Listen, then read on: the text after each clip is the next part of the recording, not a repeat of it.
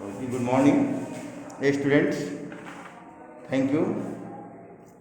As we know that we had discussed yesterday, we were discussing from day before yesterday about decomposition reactions.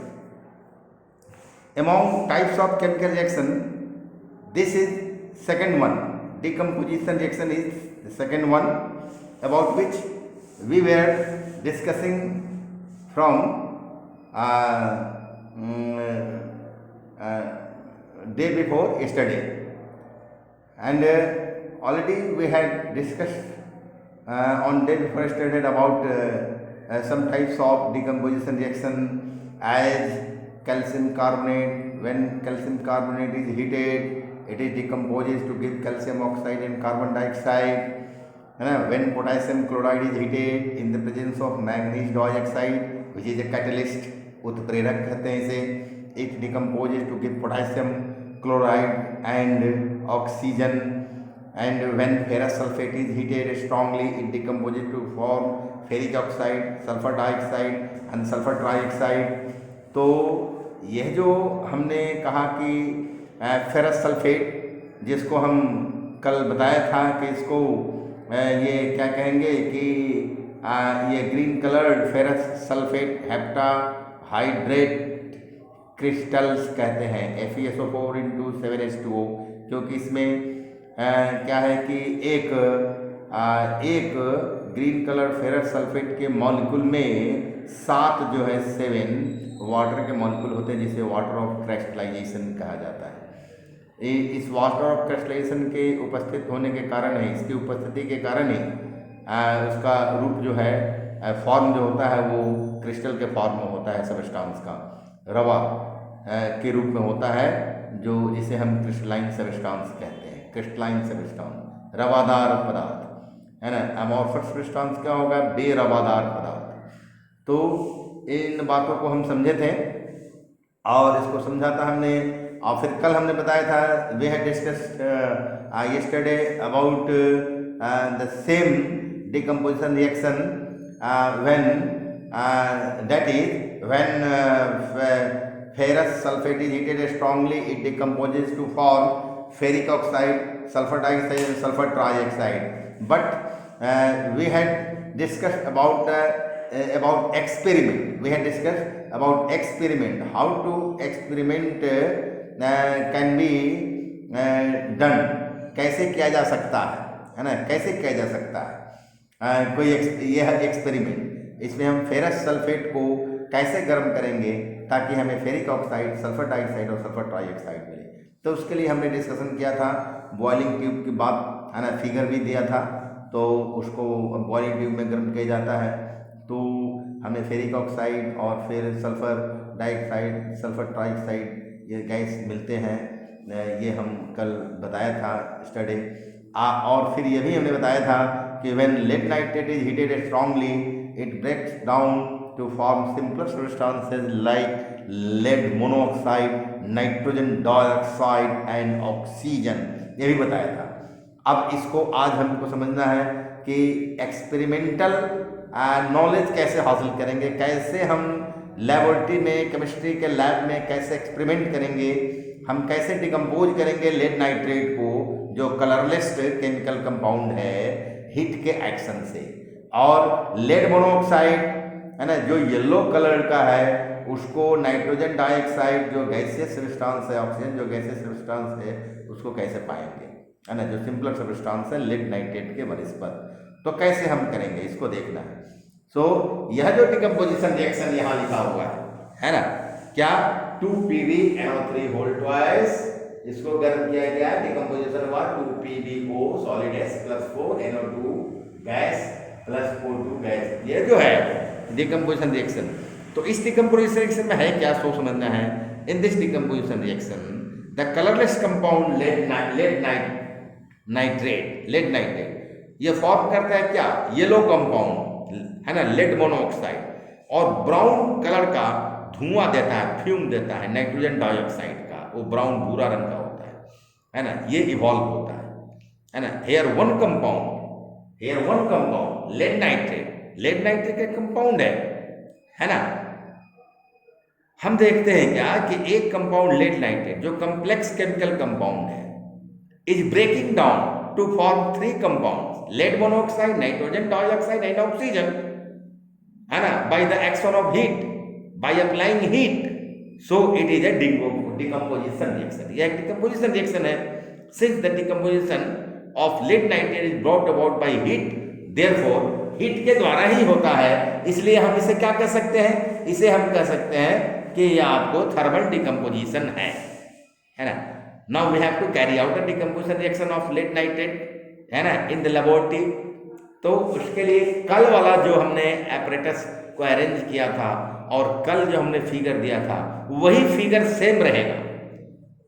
उसमें जहाँ पर eight ये boiling tube में हमने आपको ये लिया था क्या, ये फेरस सल्फेट लिया था, वहाँ पर लेड नाइट्रेट ले लेना है बस, और सारे काम उसी तरह से करना है। All work will be same, है ना, एज इट वाज, जैसे था, है ना। इसमें करना क्या है, what we will do, the first we have to take 2 grams of lead nitrate powder in a boiling tube. एक बॉइलिंग ट्यूब जो कल हमने फिगर बताया था उसमें 2 ग्राम लेंगे लेड नाइट्रेट पाउडर, है ना, और यह कलरलेस कंपाउंड होगा, कलरलेस कंपाउंड है। इस बॉइलिंग ट्यूब को and we hold this boiling tube, है ना, in a test tube holder, एक टेस्ट ट्यूब होल्डर से उसको पकड़ के रखते हैं हाथ से, है ना, and hit it over burner, एक बर्नर के ऊपर इसको गर्म किया जाता है ना, गर्म करेंगे, है ना, स्ट्रांगली गर्म करेंगे, है ना। हम देखेंगे, we will see that brown fumes of nitrogen dioxide are evolve which fill the boiling tube. एक भूरे कलर का ये नाइट्रोजन डाइऑक्साइड NO2 गैस जो है वो इवॉल्व होगा, जो भूरा कलर का होगा, पूरे ये बॉइलिंग ट्यूब के अंदर भर जाएगा, है ना, भर जाता है। इस आप क्या करेंगे, एक ग्लोइंग स्प्लिंटर, इसमें एक और बढ़ा देना है कि एक जलती हुई संठी जो है, तो सलाई का काठी जो है ना, मैच स्टिक, जो बर्निंग मैच स्टिक को हम इसके नज़दीक लाते हैं, है ना। इफ ए ग्लोइंग स्प्लिंटर और burning matchstick is held over the mouth of the boiling tube, then it catches fire, ये फायर को कैच करता है, and starts burning again, पुनः जलना शुरू हो जाता है, शुरू करता है। और यह किसका श्योर टेस्ट है, तो यह आपको याद होगा, यह ऑक्सीजन का श्योर टेस्ट है। So this shows that oxygen gas is also evolve during the reaction. इस रिएक्शन में क्या होता है, ऑक्सीजन गैस भी इवॉल्व होता है। A yellow solid is left behind in the boiling tube. अब पीला रंग का सॉलिड बॉइलिंग ट्यूब में बच जाता है, yellow colour simple chemical compound बच जाता है ना। जो क्या होगा कि this substance is reddish brown when hot, जब वो गर्म रहेगा, हॉट रहेगा, तो रेडिश ब्राउन होगा, लाल भूरा रंग का होगा, लाल और भूरा रंग मिला होगा।